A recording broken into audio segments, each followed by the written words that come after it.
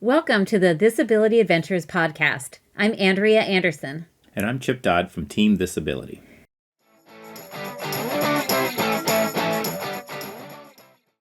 All right, race fans. Normally our adventure racing podcast is about adventure racing, but this time it's literally about we can't race.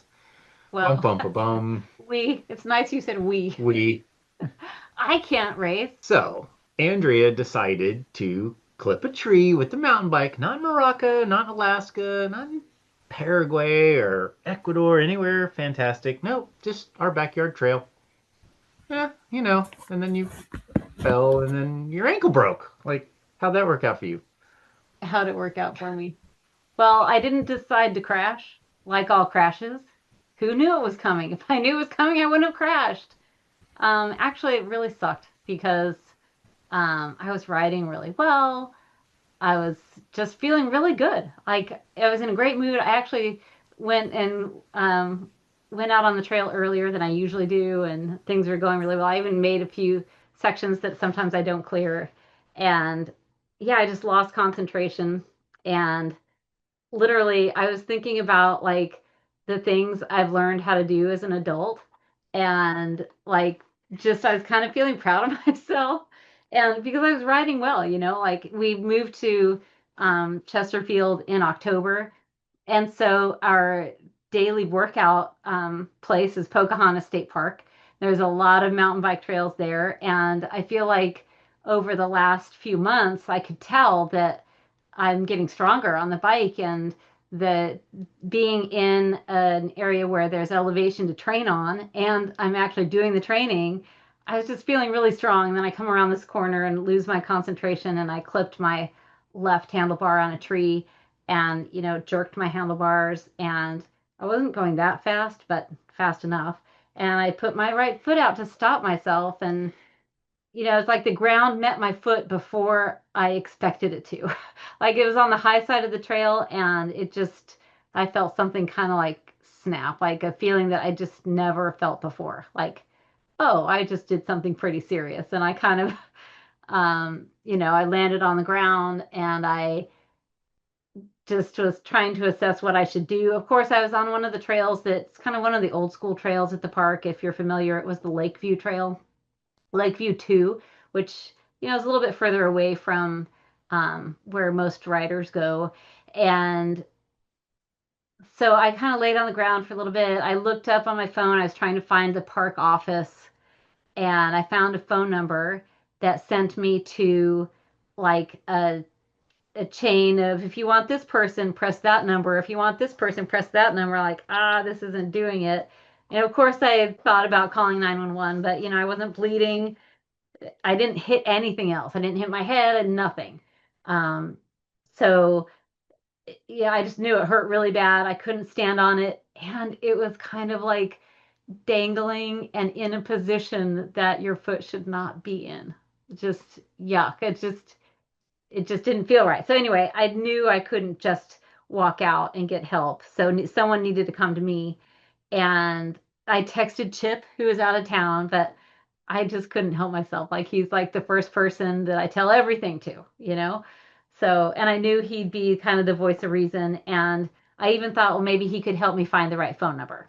So I texted him, and then, I started finding my own phone number, and I finally found the right phone number. I mean, he did respond and he was really helpful, but I found the right phone number. I got the park office, and I told, the guy that answered where I was, and if they could send someone out, that I was going to need help to get out.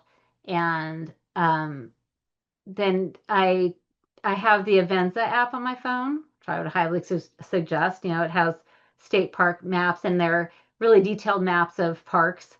So it was better than Google. Google would have helped probably, but I had the Avenza app, so I opened that up and I took a screenshot of where I was. And Because it has your dot geo referenced on the map on yeah, the trail, right? And all Virginia state parks have Avenza detailed maps, and it's free to download. that's national, isn't it? I'm not sure if it's national, but I don't know, but it's a great app. Um, so yeah, I sent that to the park ranger or whoever answered the phone, and he said he'd send the park ranger. So, the the park ranger calls me and says it's going to take me a little bit, because you're off trail. Like, I know I'm pretty far away from an easy place to get me out. And he called 911 because he thought that was the best thing to do since I was going to need help out. So I feel like I'm rambling a bit. But anyway, this is the whole story. So the park ranger gets to me and he starts to splint my leg, but it doesn't feel better splinted, so we just left it alone. And then about 15 minutes later, the emergency services got there, and they had a different type of splint. Actually, they both have had a SAM splint, which I would suggest you put in your first aid kits. Those are really handy. Um, Amazon for like $12. Cheap. yeah, we knew about them.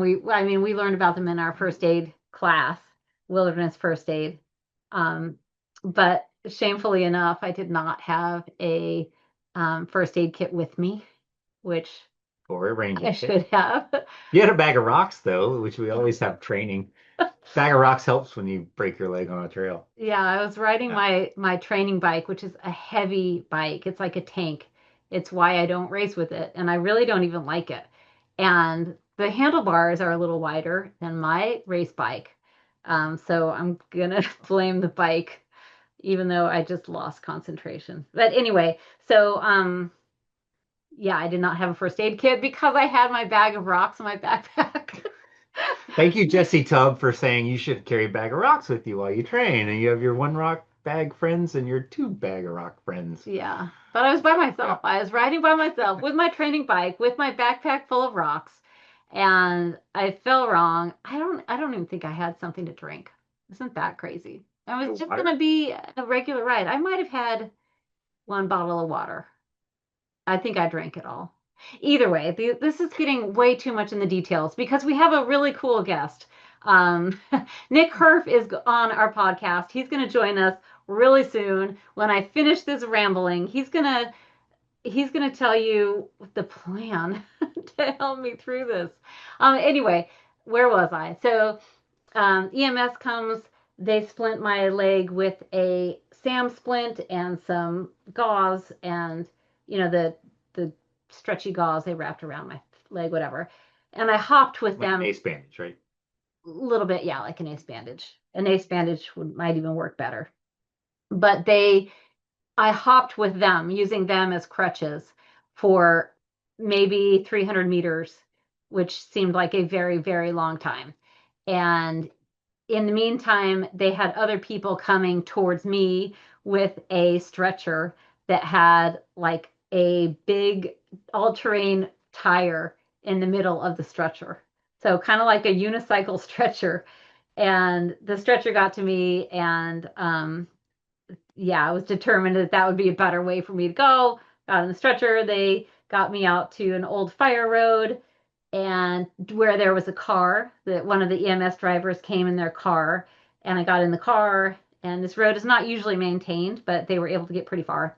Rolled me out to the paved road where my daughter met me. So in the meantime, I've been texting my daughters, come help me. Luckily, my daughter was only about 20 minutes away, maybe 30 minutes away. She got there just in time though, and I came out to the paved road. There's like fire trucks and ambulances and all these people, and I tell them I don't want their help. My daughter will take me to the ortho on call, which is what it was called. They suggested it, and I would highly suggest it now to other people. If you get injured and it's not life threatening, and it's a broken bone or potentially a broken bone, the ortho on call was so much better than going to an emergency room. It was quicker. They had the x-ray machines and the specialists, and I was out of there within a couple of, well, I was out of there probably within half an hour, maybe even 45 minutes. And the whole thing, like 3 hours later, I was home, um, feeling pretty sad. And my appointment to find more out about it wasn't for another 3 days because it was a Friday right before Memorial Day. There was a 3-day weekend. And so I didn't even have an appointment to see the surgeon until Tuesday. But I knew that I would be having surgery. So then Tuesday, I see the surgeon, and at that appointment, I get more information, and then they can't schedule me for another week because they're so busy. So first available was next Tuesday from then, which now in real time is tomorrow. So this is the night before my surgery. In the meantime, um, there's been a lot of people that have um, given me a lot of support. And one of them is Nick Hurff. He has been a teammate of ours. We raced in New Zealand together, and he will tell you what he does that gives him the qualifications to give me advice. But first off, I had already known that he wanted to do worlds, and the surgeon pretty much said, "You're not going to be ready to do that. It's in September." And that's kind of like a no-brainer. Yeah, that's too soon. It's a 10-day race in Canada. So how on earth would I be ready to do that? I wouldn't be. And Nick already had said that he wanted to be the alternate for our team. And so Exactly at the right time, by kind the of way. ironically, like Yeah. we kind of already knew that, but then he reminded us of that. Was it that Friday or Saturday? It was like It was like Saturday. a I think it was couple like the days day after your before. injury. I was like, Whatever it was, heck like yeah. I already knew It I was right wasn't going to be able before, to yeah. do it. Yeah, I knew I wasn't going to be able to do it, but I didn't Because tell then him I I wanted to drove to do the surgery Virginia, yet. hid in the woods, and threw a stick at you. Yeah. Yeah. No, you didn't. Anyway, so Nick is going to be replacing me in the World Championship in Canada in September. So I really appreciate that. Um, it's it's really, really pretty cool that we now are able to fill a spot on the team that quick for such a Right. big race and for someone that's we've raced with before who's, well qualified to be on the team. So that's pretty that was a load off. Um yeah. I mean, and on that note, Nationals is also in September, and Sarah Goldman is going to be racing with us. Not with us. Oh, I can't even say that now. Sarah Goldman's going to be racing with Chip and Mark Bolliard. And she's also going to be an excellent stand in. And she raced in Morocco with us. And they'll be great together. And both of those places on the team were filled like within 24 what? hours. Yeah. Within an hour of you Yeah. messaging them. Yeah. Like It I was think like you maybe, messaged them and they said yes. yeah. And Listen, that was it. yeah. Like, oh, Sarah was okay. stoked. Like she kind of like took a little retirement, and then like we did Morocco, and she's like, "Holy crap, this was amazing. We need to do this again." Of course, Morocco, we had a bit of a experience race, as you guys heard in the last race ramble. But either way, she's ready to train her face off and try to go really fast in nationals. So should be a lot of fun. Yeah. So then that brings Great us all motivation. current All current. to then Nick offered to provide some training for me, some recovery Mhm. training. Yeah. So, So wait, before we get into that though, my suggestion on this whole thing is I think all racers deal with injuries.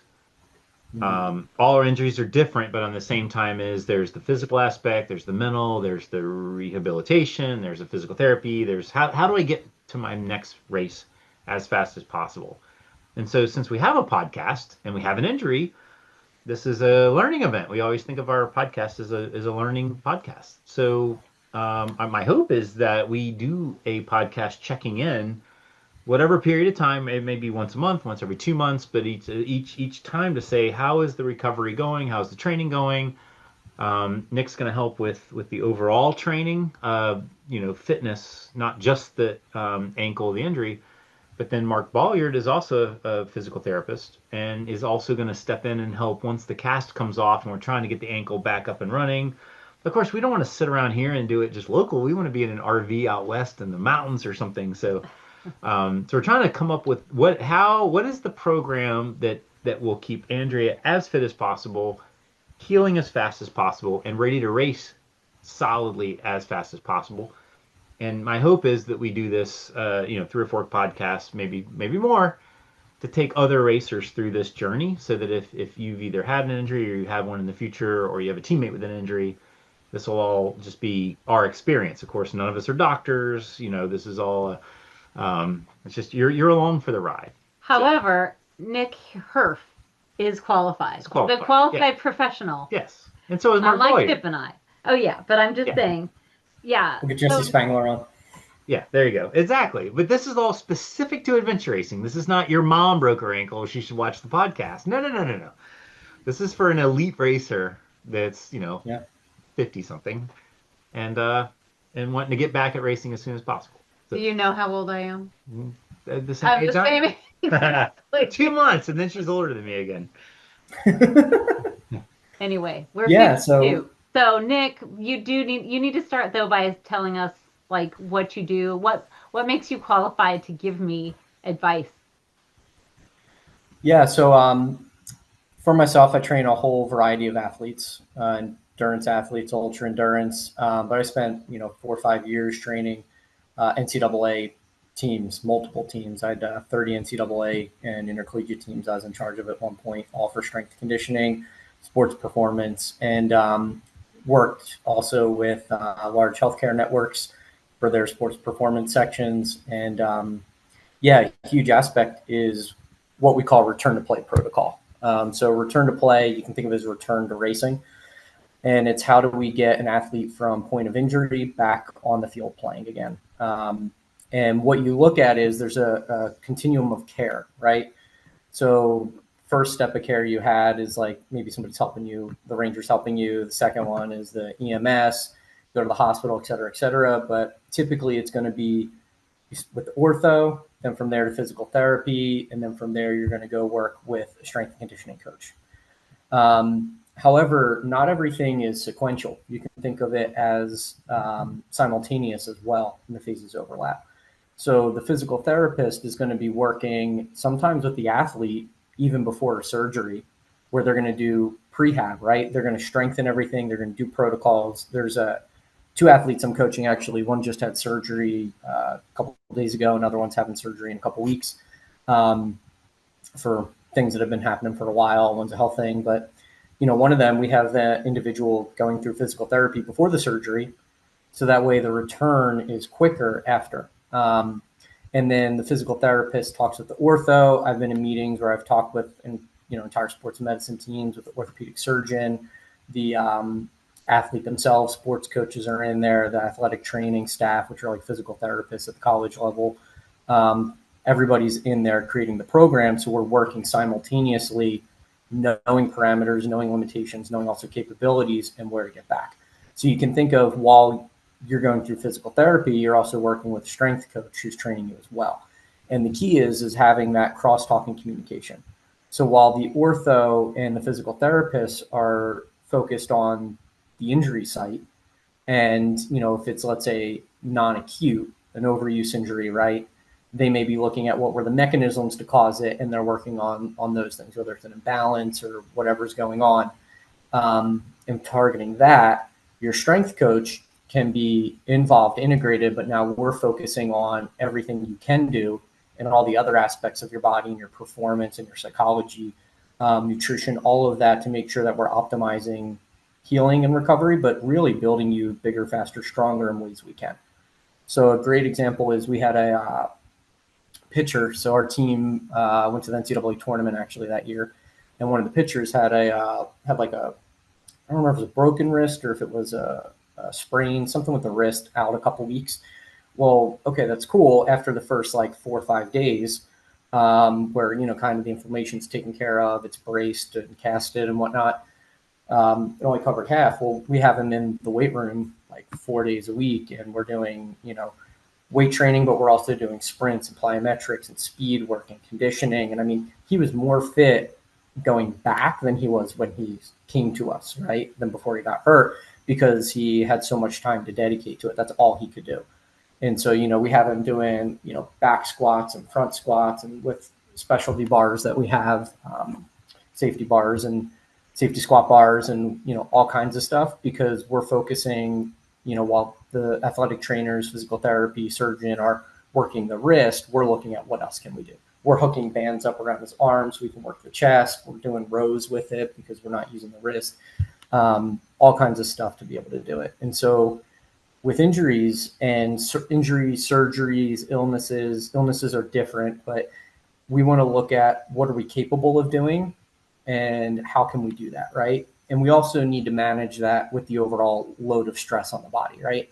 So when the body's healing, it's under a lot of stress. So we need to make sure that we're not overloading overall stress on the body as well.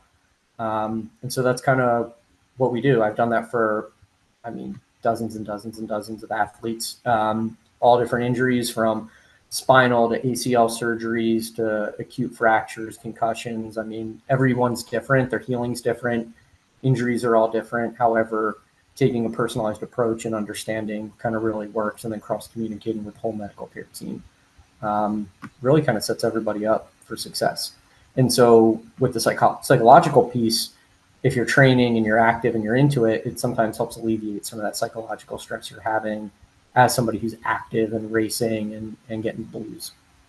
Well, I love that you're an adventure racer, so you know how much it sucks not to Yeah. be doing it, to be sitting along the sidelines. And um, I also love what you're saying because it ties in so well with our team philosophy, just, this ability. What can I do instead of what I can't do? Because I have been Mm-hmm. pretty bummed lately of all of the things I can't do. Like it, when I sit around, I'm like thinking to myself, there is absolutely nothing that I love to do that I can do. So it's been, and it's only been a week, so I'm sure I'm going to come around, but it's been pretty tough thinking of what can I actually do. And then I talked with you, and you were saying, well, you can do upper body, you could do things with your leg that's working, and all of these things that I don't know that I would have thought of, and I might have thought that I shouldn't do that. Um, Mm-hmm. because you get different advice from different people, like I've heard some people say, oh, well, you should just be resting and you just got to heal and basically you should do absolutely nothing and enjoy it. And I'm like, yeah, but I can't. And Yeah. And I don't know. It's just, yeah. So what you're saying to me about balancing the recovery with the active, I really think that's going to help me a lot. yeah, and there's really great research literature out there too to support what we're doing as well. So obviously, you get surgery the next 1 to 3 days, you might be beat up and down a bit, you're in pain, right? We're not going to do too much. When you're feeling good, like that's time that we can start doing things. And a lot of the research, you'll have both neurological adaptations as well as endocrine or hormonal adaptations that'll really help with the healing and maintaining strength, right? So when you look at strength, a lot of strength, the nervous system, neurological. And so there's some really cool studies showing that what you do if you do something on one side of your body without doing it on the other, there is a crossover effect. And so maintaining certain things on one side is going to help in that aspect. And then when you look at some of the hormonal adaptations, they've shown some crossover effect on hormonal adaptations as well, a little bit. Now, it's not one for one, it's like a percentage, but that stuff helps. And so if we have your body healthy, actively working, we're getting the hormones, fluctuating, we're keeping you metabolically active and training. There's a lot of effects that are going to happen, which are good. And you're Yeah, and putting in plus it's like more fun. you're doing both the strength as well as the cardio. Correct. Yep. So when you look at strength's going to be localized to the muscles that you're using for the most part, and also the skeletal system and the tendons and ligaments that'll grow thicker. The tendons specifically will grow thicker and stronger, and those come from stress that you place on it. When we talk about endurance, there's really two areas that you have that you're going to get endurance adaptations from. We're going to call it the core and the periphery. So the core adaptations are things that are central, so your heart, lungs, and blood, meaning that regardless of what kind of cardio you're doing, your heart is going to pump, your lungs are going to be breathing, and your blood system is going to be pumping it through. So the adaptations you get from making your heart stronger, bigger, pump more, it's cardiac output increase essentially, as well as the adaptations you get like on the blood, so your hematocrit, so think like hemoglobin, and you'll hear about red blood cell count and those things that carry oxygen. Those adaptations, they're going to happen no matter what kind of cardio you do, whether you're swimming or whether you're biking or anything in between. And that's going to be, we'll call it around like 30 to 40%. Then you look at the of overall endurance, right? Then you look at the periphery, which is localized to the muscles that you're using. So in the cells, you have the mitochondria. The mitochondria produce all the energy that you use, almost all the energy you use. But for what we do, it produces everything and is the limiting factor for what we do as endurance athletes. So it uses oxygen as the final part in all these crazy processes it does to produce energy in large quantities. And that's aerobically because it uses the oxygen, right? When we saturate and we're maximizing how much the mitochondria can produce energy, and we've completely used it all up as the rate is maxed out, and we want to go faster, well, then if we produce more energy outside of the mitochondria, but still in the cell, and that's called anaerobic because it's while it's aerobically happening in the cell, it's now layering more on outside, and that's anaerobic. And it makes sense, right? So you are going at a very comfortable, maybe fast pace, relatively fast, but like comfortable pace, and then you step it up a bit and you start breathing a little heavier where you're picking up more oxygen. Then you breathe a little heavier, you start to, feel the legs getting tired and pumping and all that. Well, that's because your body is trying to do more and more oxygen, and it's now going aerobic and anaerobic at the same time. And that anaerobic side is where you produce lactate. You'll hear about lactate isn't really bad. Produces hydrogen ions. You might get that burning sensation. There's a couple limiting factors. I don't want to get too much into it. But as your heart rate increases, you're going faster and faster. You get diminishing returns on how much energy you're getting through that. And then there'll be a time limitation when you get certain, you can only go red line for so long, usually an hour or less. So anyway, the mitochondria, though, are where those periphery adaptations are. And so we'll see that. We'll see strength in the localized nervous system there. You'll see all kinds of these metabolic things and, electrical impulses and all kinds of cool stuff. And that's local. So while we can't target locally the calf, we'll say, on you because it's in a cast, right? We can't physically move it. We can do that on the other leg.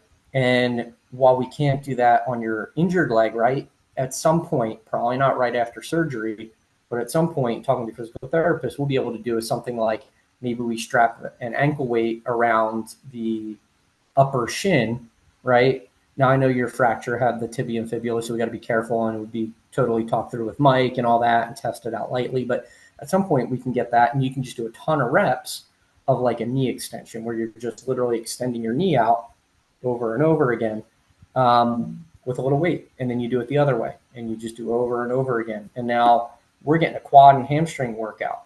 And then we get you laying on the ground. We start doing some glute work and some glute med work and different things that aren't requiring weight or stress on the ankle, but we're still getting a good workout on that side of the body. And then we layer in paddling for cardio, swimming with a pool buoy between your legs, so that way your legs float. You don't even need to kick. And now you're getting, hour and a half, however long you can swim, because there's very little stress on the body, tons of cardio volume in, we have you in the living room with a row machine, just kind of not progressing with the legs, just upper body alone, or bands doing it. Strength work on the upper body, use machines of Planet Fitness you were talking about. So we structured a whole workout regimen around that. And then at the same time, your good leg, we're doing everything. We're doing calf raises. We're doing, all kinds of stuff. Eventually we'll get to where you might be able to do some lunges with that one, or step ups, or different things. And it's all based on where we're at with that injury. And so while your physical therapist eventually get the cast off, they're going to be working the injured spot. We'll then again adapt what we do, because now that it's not protected, we need to change things a bit to make sure we don't stress it. And so they handle all the stress, the recovery on that. And then as you get more and more advanced, they're going to start letting you can bike now. Maybe you can bike on a machine, then maybe on a gravel road, probably not single track for a while. Then we start layering that on, and then we start learning how much we're doing. And it's kind of moving together to then return you back to where we're at. But the more you can do, especially, after the first couple days, you'd be surprised. And the further you go in general, the more and more you're going to do. And so instead of going from 100% to zero, and then you try to come back and you're digging yourself out of a hole to get back where you were, you're maintaining a ton. And in your case, we're probably going to get your upper body pretty jacked, and you're probably going to be a wicked strong paddler because that's all we can, that's a huge focus of what we can do. It's like, okay, Yeah. cool. I'm not as strong on the bike, however, and not as strong on foot, but I'm super strong there. My left leg is jacked out of its mind. My right leg hasn't atrophied nearly as much as it was going to. You got wicked, hard ab six pack and jacked upper body, and you're paddling, and Right. there's a lot you can do. I can see a So, jacked Andrew. That's in your future. Right. Well, this is where yeah, I'm at right now. Chip So, falls asleep on the paddle, and she just wails you. Yes, yeah. she would just tow me on the paddle because she's gonna be so jacked. I can just sleep the whole time. We'll tie off.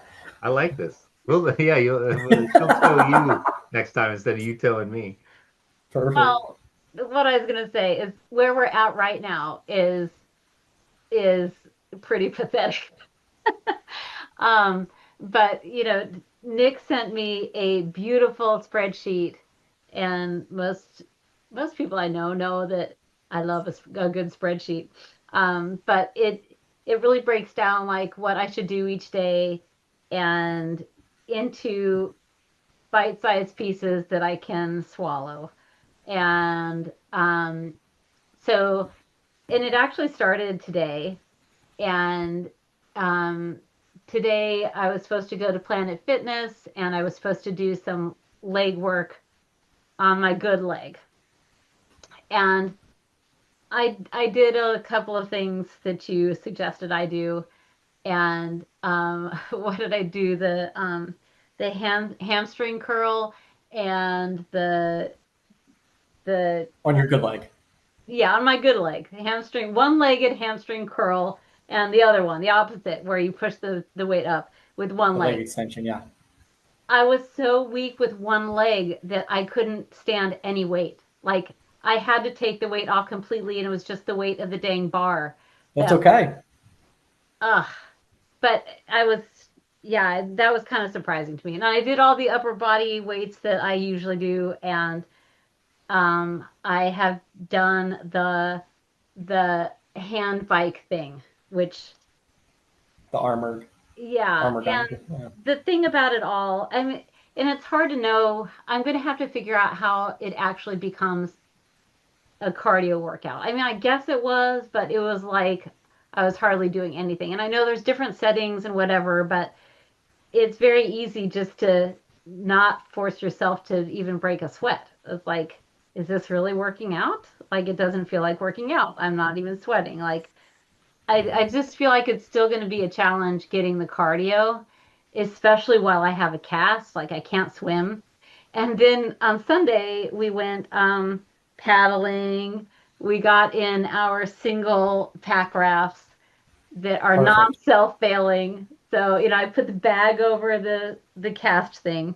Meanwhile, I haven't even had my surgery yet, but I put my foot in the bag and got in the boat and we paddled, and that was actually really, really nice. But again, it I'm gonna have to learn how that becomes an actual cardio workout where I'm really pushing my threshold because I wasn't. But that's where we're at right now. And then, I have surgery tomorrow. I won't feel like doing anything the next day either, probably. And then there's really minimal things. But what I love is that you have a spreadsheet for me and I can like check off the boxes like I did it. Like I can feel like I at least have the confidence that I've done as much as I could. And I guess I want to quote Justin Mann. He raced in the fall foliage with us and helped us win the entry into nationals this year. But he got injured.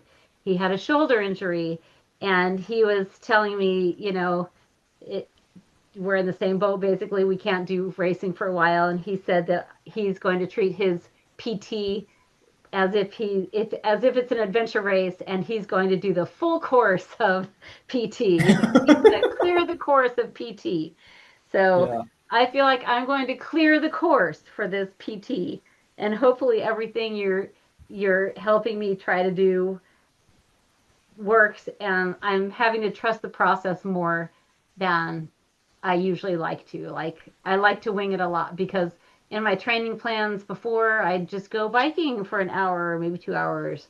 I'd go running for an hour. It just, if the weather's nice, I'll do what I want to do. So that's more motivating to me than having a regimented, you will do Mhm. this, and that. But now I feel like I've got a new motivation to do exactly what it tells me to do, particularly because I'm not going to want to. None of that Yep. is fun. It doesn't sound fun. I mean, Planet Fitness, I'll have to also give a shout out to Planet Fitness because they're actually pretty cool. They're a judgment-free zone.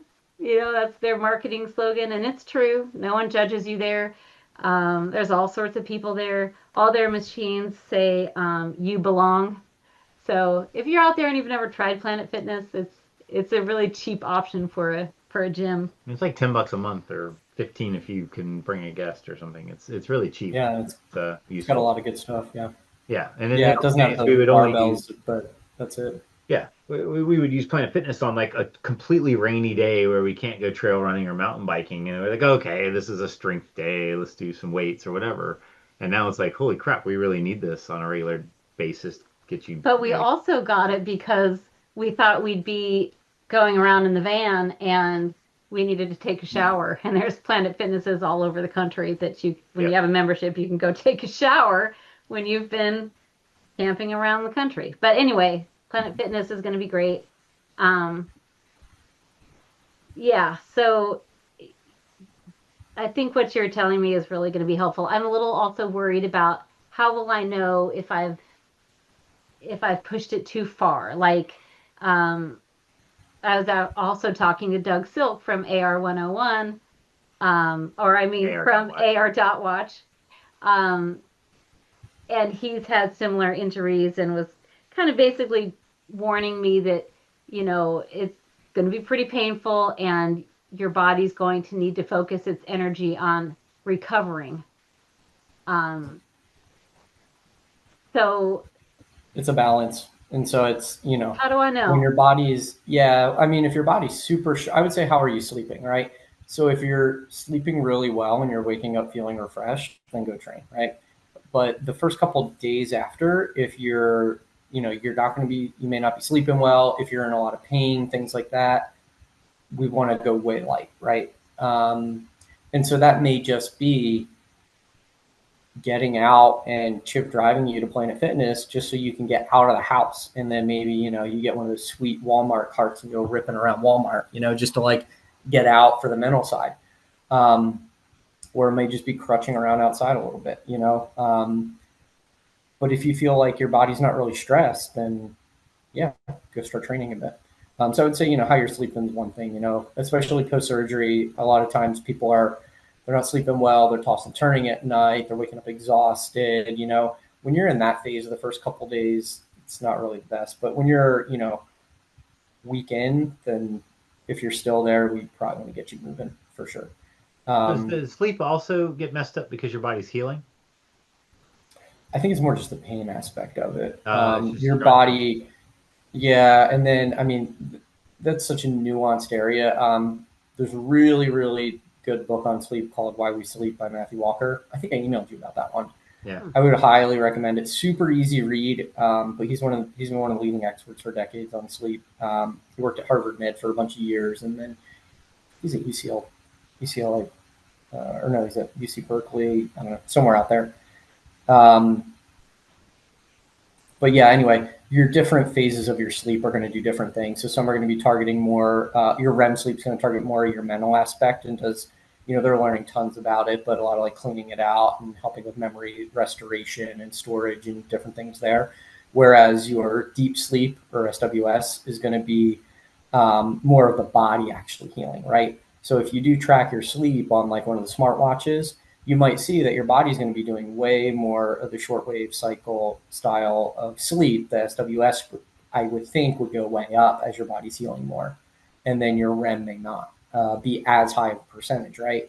You may want to sleep more. So I would say, allocate more time to sleep, especially the first couple days. And if you can do that, do that. When it comes to sleep, one thing as well is when you're laid up, your kind of circadian rhythm can get off because you're kind of like watching TV more on the computer, hanging out, you're not moving. So the hormonal cycles that you have just daily of like, there's so many that go on, but we'll just say from exercise, if you do it every day at the same time, that kind of sets, right? And you start to get sleepy. The more you can control going to bed at the same time, that's the one thing or waking up at the same time. That's one thing you really can control is the wake up, right? Alarm goes off and you just drag yourself out. And if you can do that every day, then your ability to go to sleep at night will kind of stay a little more on track, right? Whereas if you keep sleeping in longer and longer, that's an easy way to get out. So I would say, if you're able to allocate more time to sleeping and you feel like you can, like an hour, sleep an extra hour now while you're recovering.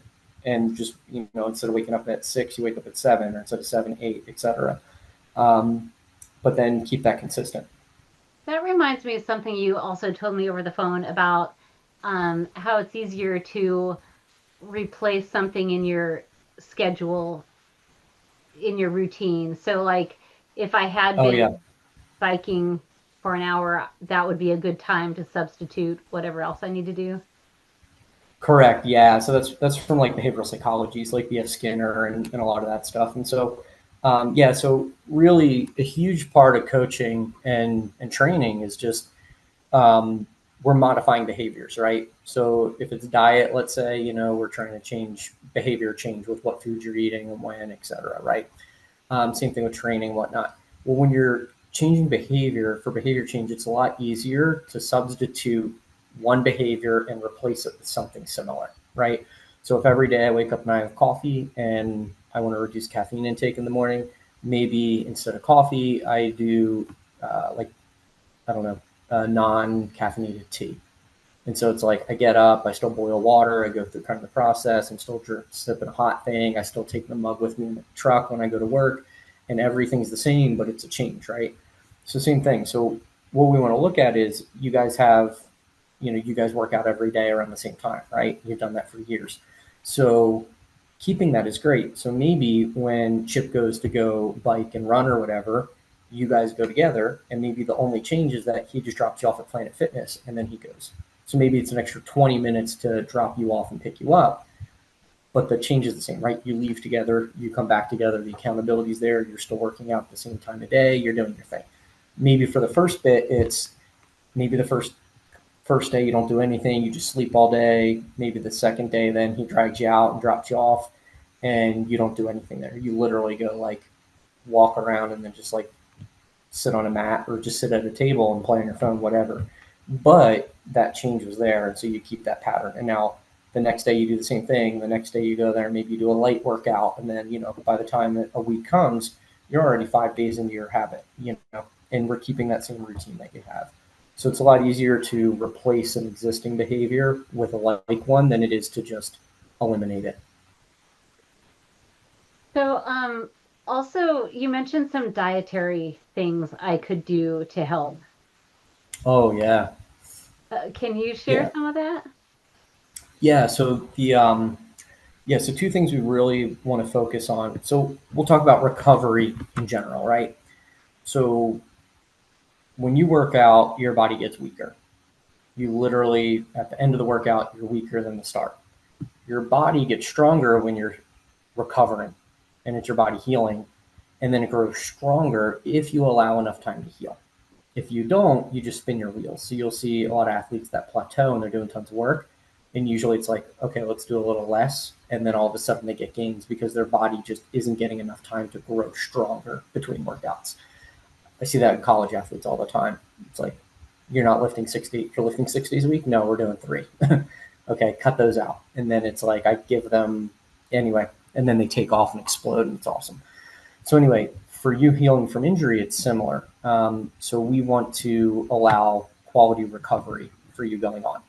Now, the two most important things for recovery, bar none, are sleep and food, and in that order.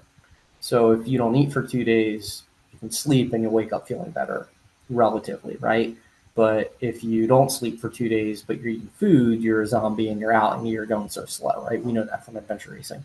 So in that order, but sleep and food are by far the two best things for recovery. So any supplements, anything else, throw it out the window, relative, right? So we want to stick with the food and the sleep as the paramount, no matter what, biggest 80, 90% of what you do. Then supplements, I love supplements because they're simple and easy and people like them. And it's like you just take certain things and they do have an impact. So it's like you can get an extra 10% impact by taking these, or you can well round your diet by taking some supplements. Go for it if it's in the budget, right? So with that said, we talked about sleep and different things for sleep. So some critical things for sleep. Let me actually pull up the email that I had sent you, because that will kind of keep me on track. Yeah, you mentioned There we go. well, you go ahead. Yes. Okay. 8 to 9 hours. Go ahead. Yeah. So for dietary, what we're looking at is we're really looking at antioxidants and protein consumption are the two biggest things. So antioxidants help reduce inflammation. What you get is called oxidative stress. And what that means is it can come from a variety of stresses on the body, both from eating things, metabolic, whatever. But oxygen molecules and oxygen based molecules are very reactive. They can carry an extra electron and go run around and they collide into cell walls and all these different things and cause all this stress and inflammation. Antioxidants are things you eat or compounds that exist that neutralize those. They're typically found in fruits and vegetables, certain meats, things like that. But really, fruits and vegetables are big. So you hear all these things on antioxidants. That's what they do. They reduce oxidative stress, which is known to cause aging, but also acute inflammation, all these different markers of inflammation, right, and stress.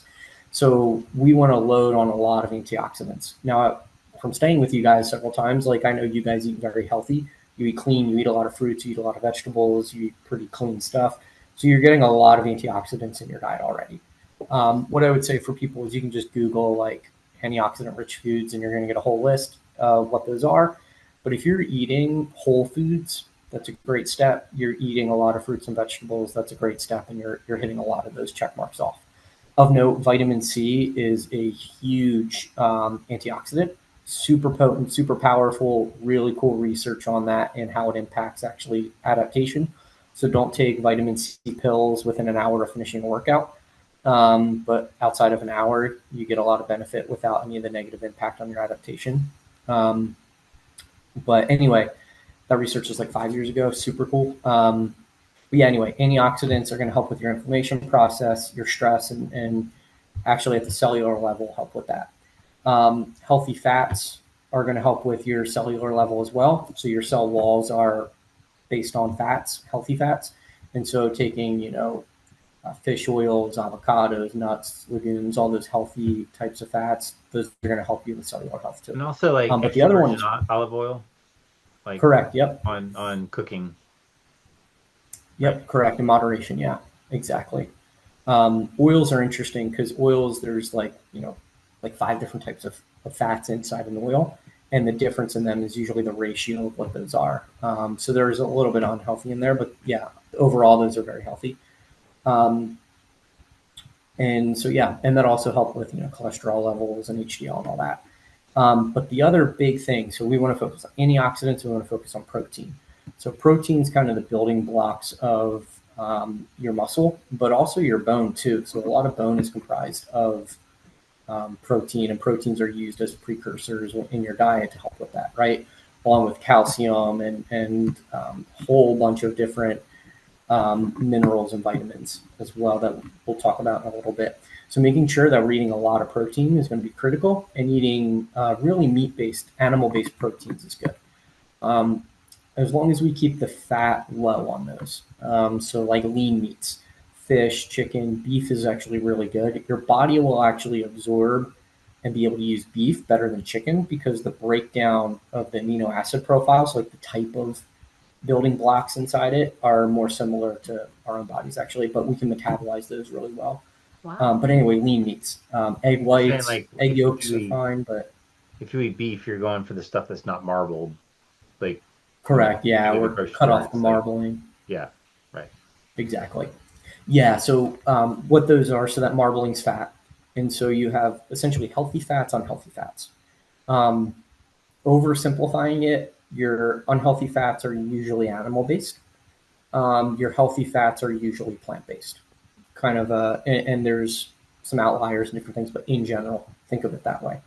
Um, and so consuming the healthy fats helps with a lot because there's a lot of antioxidants. It's going to help with those things, but it absorbs really well in the body, reduces cholesterol. Cholesterol is actually comes from saturated fat consumption, which is from animals for the most part, not from cholesterol directly itself, which is pretty cool. There's just an overlap in those in the food. Um, but yeah, so anyway, we want to maintain lots of protein. The neat thing about protein is really cool studies have shown that as long as you have like healthy organ function in general, you can eat a boatload of protein and you're going to be fine. Your body, one, can use it. And two, it's going to be able to, anything it doesn't use, it's not storing as body fat. So you can eat a ton of protein. They did studies. So a recommended dose for a person is between zero point 0.7 to 1.1 grams per kilogram of body weight, right? They've done studies where they went to 2.2 grams and 3.3 grams, and they went all the way up to 4.4 grams per kilogram, like 4 times the recommended dosage. And they did that for up to 6 months, and they showed no impact on liver kidney function at all, and no increase in fat body mass composition, which is really Body just basically poops out the extra protein. Yeah, it's gone. Yeah, well, urinated out essentially. Okay. Yeah, so it's protein is nitrogen based, and so urine is nitrogen based. So it's actually goes through, and so you'll hear like, oh, the creatine kinase is higher in the urine. That's just a natural byproduct. Creatine is from animal based products and only found in animals. So if you're a vegetarian or vegan, you would want to supplement creatine, and there's really good things on that. But anyway, I would say eat a boatload of creatine, eat a ton of fruits and vegetables and healthy fats, and that's what you want to do. And if you do a bunch of that, that's going to be really setting you up for success from the dietary point. And then the sleep, just basic things you can do for sleep, sleep consistency in the schedule we talked about, keeping a dark room, I like eye masks myself, and keeping it to where it's either quiet or I use earplugs. Some people use white noise machines, something to where it's kind of that same routine, and those will help you sleep pretty significantly and deeply as well. If you have smartwatches, you can do little experiments and track kind of your percentages and things and see how changes go, and then keep the room cool. So I think it's like right around like 62 degrees is a good temperature by studies. 68. Come on, Nick. 62. Not for me. I can't. She's got a comforter on if it's 70. No, you want to have a comforter. 62 to 65, somewhere in there. But for me, I go in like the high 50s just because I burn up. But yeah, keeping the temperature cool and a heavy blanket are really good to help you sleep. And then, go with what feels good. And then avoid huge meals right before sleep. That's another thing that you can do. And then I would recommend supplementing with creatine sometime in the afternoon to evening, and doing that every day. There's starting to be some studies on brain health, even recovery from CTE and concussions. They're looking at impacts on creatine as well as cognitive performance increases. And there's some studies that are examining and showing initial efficacy and seeing improvements in sleep quality from creatine. So just do 2.5 to 5 grams per day, usually in the evening.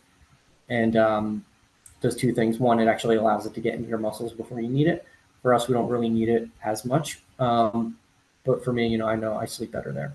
Some people talk about magnesium in their studies. I've tried it. I didn't find any benefit personally, but others, athletes, I coach have.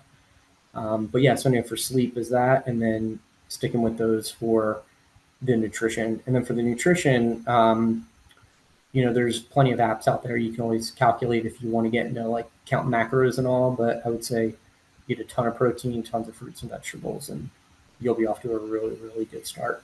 And then supplement, or go ahead. I was going to say I use my Fitness Pal Mm-hmm. when I choose to. It's a good app to, track your calories and what type of calories you're eating. And that's where you scan the barcode and it tells you what's in it. If you buy the certain subscription level, you can do the bar scan. But if you don't buy that next level, you can just type it in. Yeah. So Yeah, and I use Chronometer. I use that for coaching, so a lot of sports dietitians and dietitians use that. And ones I've worked with highly recommend it. I love it. I coach my athletes on it for those that seek nutritional guidance. And so anyway, you can download that and give it a shot. They might have a free version, but they have a barcode scan. I think that's free for the barcode scan. It's the Okay. same kind of platform. So on the coaching side, though, it gives you so much more data analytics, all these kinds of things. It's really cool. But on the user side, it's very, very similar to MyFitnessPal. You might just get that barcode scan part, but same concept, same pretty much same app. Yeah. So, and then one way to do it for people is, you know, logging every day is tedious. I have like two athletes that are religious about it and they love it, but for most of us, it's like annoying. So what I Yeah. would say is, you know, log once a week on a normal day and see what it looks like, and then you're like, oh man, because again, we're habitual, so we kind of stick similar. So take a normal day and log it. If I'm going to evaluate somebody's diet for an athlete I'm coaching, I'll have them log 2 to 3 days in a week, and then I'll look at it with them, and I'll pull reports. I'll look at each day individually, see what they're doing, analyze it, and then come up with one or two simple changes they can do to make a big impact. And so anyway, you can do even one day a week to get a litmus of where you're at. And that's sometimes good to be like, oh man, I'm short on protein again, you know? And it's like, okay, cool. Like, you know where you're at, where eventually you're like, oh wow, I'm actually picked it up a little. So you can sometimes use it as just a little litmus as opposed to a regimented thing. That's a great idea. Well, I really appreciate all of the information. I feel like I'm going to listen to this podcast again just so I can internalize it all. But, and I'm going to read your email, which is very thorough. A lot of the things you've talked about. And then your training plan, like I said, a beautiful spreadsheet, and it even has links to videos if I didn't know what the activity is. That's just so cool. Like, oh, I, it's just, it's going to be so helpful. I just really, really appreciate that. Um, there was something else I was going to ask. What was it? Maybe it'll come to me. Um, So how about I don't this? know. Do you use training? Is it called Training Peaks? Or I mean, there's Strava and there's. Do you use an app to track the athletes that you're? I mean, I you use have so many it, athletes. Like, how do you keep track of what they're doing and who's bullshitting you and who's actually doing the work? yeah. So I've used it depends on the athlete and what they need. I've used Training Peaks. I have two athletes that are currently on it. The bulk of my athletes, I use Google Docs. I find better results there. Training Peaks is great. You can do all kinds of analytics. You can look at all kinds of heart rate data, all these things. For me, I just pull that heart rate data from an athlete once in a while when I need to test them, put it in and evaluate it myself. I find that the Google Doc works super well because it's so much easier. Do you want to share your spreadsheet, Andrew? Yeah. Um, so this is actually the coach I use set me up on almost this exact type of thing. He's fantastic. David Roche. He has the SWAT podcast, so Work All Play. Highly, highly recommend it. Super uplifting, and they just nerd out on all kinds of exercise science stuff and trail What did running. you call it again?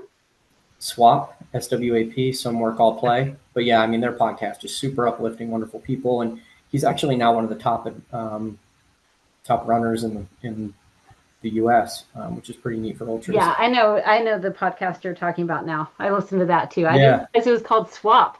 I thought it was just yeah. called Play. So, Oh, okay. yeah. They call it SWAP for, yeah. So anyway, David coaches me, which is awesome. He coaches a lot of pros, which is super neat, and I'm very fortunate and blessed. But he had this simple format, and I was just blown away. Mine didn't have the menstrual cycle phases, but that's something for Well, female I don't athletes. need that either. Go No, I figure. don't think you I'm do. in, But I'm in menopause. um, yeah, exactly. So we'll eliminate that. But for those that for women who would like menstrual Yeah, if you're coaching only with menstrual listening to cycle, this that's easy to podcast, do. yeah, if you're listening only to this podcast, you can go to the YouTube. I just started sharing on this Google Doc that I'm working from that Nick provided. Yeah, and like you Yeah, said, go ahead. and it's super simple. It's like literally you just plug in what did you do. You can do it from your phone in like literally 10 seconds, 15 seconds, just by clicking it and typing in real quick. You can ask me questions on there, anything. I can type in comments, but what I can do is I can just scroll through easy and see all the patterns. I can see your health, I can see your workout notes, everything. Whereas I found in Training Peaks, I need to click a lot more buttons to see everything, right? And so for me, I found that there, plus it integrates into watches and all these things. And it ends up where for a lot of athletes, it's more complex, offers a lot more data and systems. And so there's been a lot of really good success here. And there's actually a ton of research literature out there on looking at different types of programming. So using heart rate, using verbal cues to describe the intensity level, using RPE, using all these things. And they found that verbal cues are actually yield the best adaptations, which are pretty neat. So for me, I find that this is the easiest. We can keep conversations, but everything I can see in one snapshot, which I love. And so for me as a coach, I can pick up better on the trends. I can see everything more simple. I can add as many hyperlinks as I want, so they're super easy to integrate in for all different exercises in the thing. I mean, for me, it's more user-friendly as the coach. I can be more creative, I feel, with less work. I can see a whole snapshot on the athlete. We can have conversations, and I find that it's a really good way I found it to work really well from the athlete side, and I started implementing it with one or two athletes, and then I switched to almost all my athletes I've converted over, and a lot of them like it better than the Training Peaks, to be honest. But I do have Training Peaks, so sometimes I get athletes that love it and will stick with it, And then I'll use another app called Train Heroic for certain athletes too, mostly when I'm working with non-endurance athletes. I'll use that. It's really good for a variety of stuff. But yeah, and then one thing as well that we program in is injury prevention stuff. So right now we really just have rotator cuff work, and I'll show you some banded stuff that you can supplement in that's easier. So that way, when we're switching from almost all lower body you do to a lot more upper, we want to make sure we don't overdo it and cause an overuse injury. And so the rotator cuff, people kind of know it as like a term or one thing. It's actually 4 muscles in the body. And the 4 muscles are all kind of around that shoulder. And so, you end up with, I think it's like supraspinatus, infraspinatus, teres minor, and I think pec minor. But they move the shoulder in all these little cool, unique ways, right? And the shoulder, what's neat is the shoulder and the scapula only attach to the body on the clavicle. Other than that, it's just free out there, hanging off the skeleton, attached by muscles. And so you got all these muscles that attach to it, and you got a lot of big ones in there, like your lats and your trap and all those. But these 4 tiny, small muscles that do very fine, specific movements. And so it's very easy to overload it in a weird way and cause an injury, or to overuse it over and over and over. And so for you right now, that rotator cuff protocol, doing that a couple times a week is going to be key. And when we show you the band thing offline of how we do the bands, it makes it to where you can do it in like a minute or two to warm up and then to do a strength thing, as opposed to the video I sent the dumbbells. I need to upload my own video on it. But and then when you get back, we'll do a lot more hip and pelvic girdle, which is really core, especially that glute med is critical for lower body health, for knee health. A lot of knee health comes from the hip. And so there's just simple little things that take 1 to 2 minutes you can do a couple times a week that really help with that prehab and that injury reduction, injury mitigation risk, injury prevention. So that's one thing to keep in mind. I feel much less lost, having a plan, having someone who knows how to direct a plan like this. And, I'm just pretty appreciative of that. Hopefully I can keep with the program. It's going to take a lot of motivation, I have to say. Yeah. Think of the mental side, some easy things, focus on gratitude, some meditation, words of affirmation. For me, journaling is my thing. And I'll kind of mix those in. Keeping close, intimate relationships with friends and family, partners is key. But those things help with that mental side. And then the other part is setting a goal. So your goal might be a paddle race, because you might get to the point to where we can get you out on a 7-mile paddle race or something where, I got a race boat you can borrow, or there's tons around. Jesse Tubbett's up there. I think he might have a nice one. Like, there's people in the community that can lend you a nice race boat for when you go, but you can train on any kind of boat that you have, your pack raft, whatever. But maybe we just switch it up a bit. Maybe it's before you can go adventure racing, maybe you paddle race, because you can do that in a cast, And then maybe we switch to a mountain bike race as a goal, because that's something that you can do before you're back to like an actual AR, you know.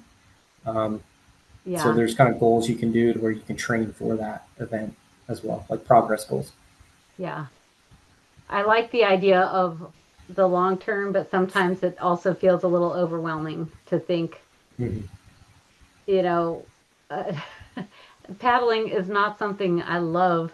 So thinking about substituting an adventure race for a paddle race kind of seems like wah wah. Like, why would I do that? That doesn't sound fun. I want an adventure race. But Hit up RDs, you might be able to do the paddle sections. Yeah. yeah, Volunteer to to sweep the paddle section. So yes. also the mental health side, because I'm thinking like Mhm. we both love the outdoors, and the only time in the old days before the injury we go to Planet Fitness only on like a shitty rainy day, and Mhm. it's like you don't want to go to the parks, everything's shut down, it's pouring down rain, and you just don't want to get your gear wet. Um, but either way, doing stuff outdoors and just I know it's not single track and it's not trail running, but doing stuff just outdoors, whether it's paddling or whatever, it seems like that to me, I'm thinking if I was in this situation, the last thing I want to do is sit around the house and just Yep. be sorry for myself and all of that. So I like in my mind, I was like, I went out, I just got a drone because my other drone broke, and I was like flying it, and I was flying it at an archery range, and I kind of going through the archery range thing. I was like, wow, archery might be a cool, fun thing to get into. It's outdoors, you Yeah. don't need a leg, you know.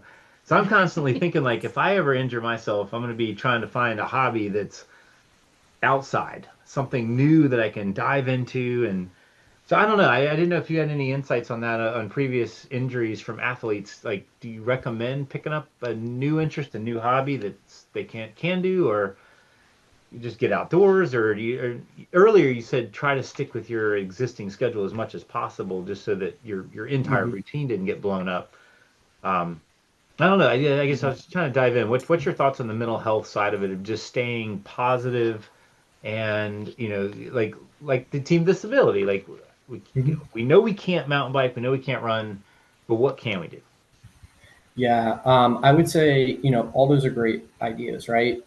Two things you can do. One is you can reward yourself for going to the Planet Fitness if it's something you're not normally into by, when you're there, you grab the little Tootsie Roll and like you're happy. And then when you leave, maybe you hit Starbucks and get something, a cake pop or whatever, something to make it to where you can use external rewards to help you with that behavior to make it better, right? So like Juniper for potty training, right? She gets a marshmallow every time she uses the potty, right? And so she gets pumped, right? And so you can do that yourself. And then, yeah, I mean, if you want to pick up other hobbies, surge into other things, especially a lot of us are very like, we got to be doing stuff. Totally go for it. Other things you can do actually are, watch movies or videos about that stuff. Watch AR, the World Series thing. So another athlete I coach who just had surgery, he's in a situation where he's limited as well. So this whole process we're doing for him. His thing's different, so we're modifying it different. But he's watching the Spain AR World Championship video on YouTube that's like an hour long. He watches it like every couple of days, and so those are ways that you can stay in that mindset. One thing I know Shelly Johansson did was she went out and volunteered, I think, at one of the rootstock endlesses.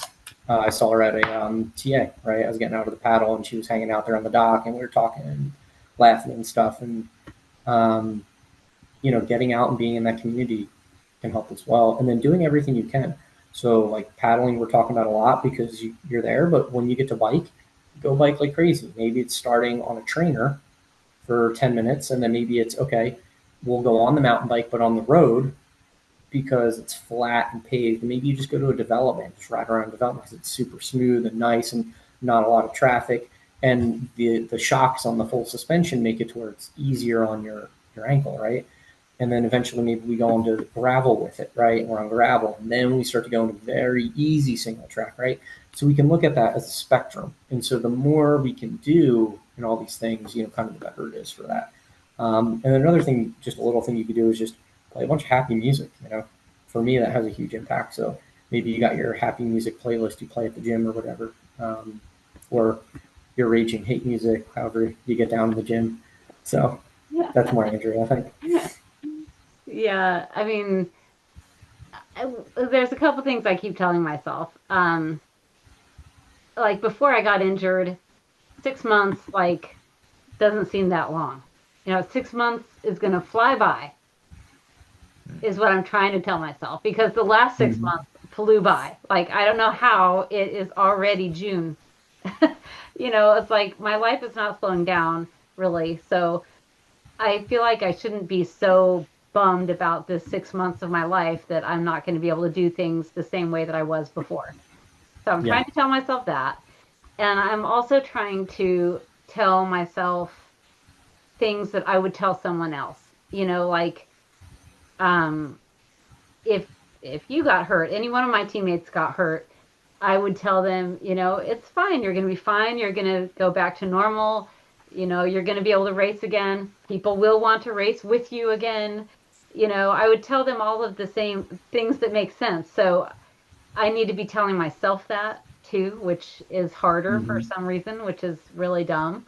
But I'm trying to do those two things. And yeah, and even on my training schedule from Nick, I know one of these days coming up, I have a segment where I get to watch an adventure racing film while I'm doing my exercise, which I don't know, I just think that's cool that that's on my training plan to watch the Just trying to watch. plant ideas. Yeah. Watch this Yeah. ability Yeah. on the Morocco, which just launched. Watch myself. Watch yourself on the Five Perfect. Minutes of Morocco. Yeah, that will be coming up. Yeah. And since we're, And go ahead. oh, just when you talk about that self talk, right? Mhm. Self talk is huge for performance, and all of us have that kind of doubts and that we'll call it negative self talk. Those thoughts that you talk about, almost like everybody has those, right? Everybody, and it takes a lot of time and energy and commitment to break free of that, and even when that happens, it's still there. So the fact that you talked about it, almost everybody experiences it, and almost nobody talks about it. And that's where, like, maybe do a call with Jesse Tubb, because Jesse specializes. So for me, when it comes to sport performance psychology, I've had part of my certifications involve sport and performance psychology, implementing it with athletes in certain ways. I'm not a psychologist, right? So if you have like diagnosable mental health things, outsourcing.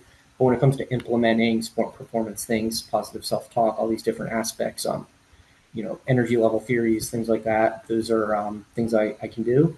But that self image talk, I mean, everybody deals with that. And so the fact you're even noticing it is huge, because a lot of people don't even have that metacognition ability to know what they're thinking, to separate them from their thoughts. And so that's Yeah. super, super cool. And yeah. And so anyway, staying with that self positive talk and imagery and all that is super, super important. And yeah, um, Jesse's work that he does is awesome. I'm really good friends with Jesse, and he does great stuff. So maybe do a call with him. He can have some ideas. Awesome. Well, thanks for the advice. Yeah. I guess we should wind it up. We've been talking about me and my problems and how Mhm. anyone can get over something like this for the last hour.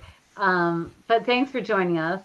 I Yeah. have a couple of folks I've been talking to for our next podcast. It's going to be with the Women of AR ambassadors, Selena DeVore, Chelsea McBride, and Beth Zagurski. I've actually interviewed two of them already, and I'm the last one is going to be this week sometime, and that's also part of my trying to get back in it. Like it's really inspiring to talk to other women who are adventure racers and other adventure racers. It's nice to talk to you too, Nick. So thanks for Yeah. helping me keep my head in My the game, pleasure. and of course, thanks to Chip for driving I just me. go get stuff and bring her stuff and do her Hmm. laundry and make her breakfast and Drive me here, drive me whatever. Yeah, there, yeah, yeah. and it's only just begun. Yeah. So So third rate Sherpa. Sherpa Chip. Back to work, Chip. Normally I don't have to carry her pack, but finally I get to carry her pack. Yeah. And we should also give you a chance. Nick is now working with Warrior Races. How are things Hmm. going? And is there anything you want to share? Yeah. We're yeah. I mean, we got some great things going on. We got some pretty cool things in the works that are going to get announced in the next 1 to 3 weeks. So maybe something with ARWS, which is cool. So Oh, keep that in As you mind. should. Yep. Yeah. So anyway, a lot of good races. We have Expedition Colorado 3-day coming up in Breckenridge, Colorado. Absolutely beautiful. You Yeah. can take a shuttle from the airport out, which is cool. We'll be at Cowboy Tough in Wyoming, another really nice course. There, a lot of good single track in both those races. And then we'll have Shenandoah River up in the Virginia area. We're partnering with Mark Harrison Adventure Enablers for that race. We're going to call it the Valley of Shadows going forward. And he's going to come on board, and we're going to kind of joint race stuff starting in 2026 for that. So we're going to have a big race in 2026 in the Virginia area, which is cool. Different course, different areas than the Epic. It'll be super neat. And yeah, and then we have all our normal races all the time. So it's super exciting. And Yeah. then Nationals coming up. I'm excited to race Worlds with you guys. It'll be my second Worlds and second time with you guys. So Yeah. yeah, life's That'd good. be great. So, Yeah. yeah. I obviously wish I could do Worlds, and I really wish we could do Expedition Colorado too. Yeah. That was a really, really great race. Um, so, And and yeah, Cowboy Tough. Drive out there and run a TA. Cowboy Tough was great. It was that Kurt Gowdy State Park is an amazing single track there, and I really enjoyed that race. yeah, Yeah, we got we're connecting to new single track that's now established out there in a new section. So you're going to get all the Kurt Gowdy stuff, and you're going to get a whole other section of single track that's outside there. That's Yep. really cool, and not in the Wow. national forest. It's a pretty cool new spot. Wow. Nice. Well, that's definitely motivation for me to take the training seriously and do however many arm exercises I need to do to get some sort of cardio in my life. And I will like it. You And will. sauna. It will. Yeah. All right. Well, thanks a lot, Nick, and thanks All everyone right. out there for listening and watching. Thank you guys. Yep. See you later. Bye. We hope you enjoyed this podcast. Please take a moment to leave a rating and a comment. To find additional content, including the video versions of these discussions, you can search for Disability Racing on YouTube, Facebook, and Instagram. We hope this podcast inspired you to focus on your abilities and plan your next adventure. See you on the trail.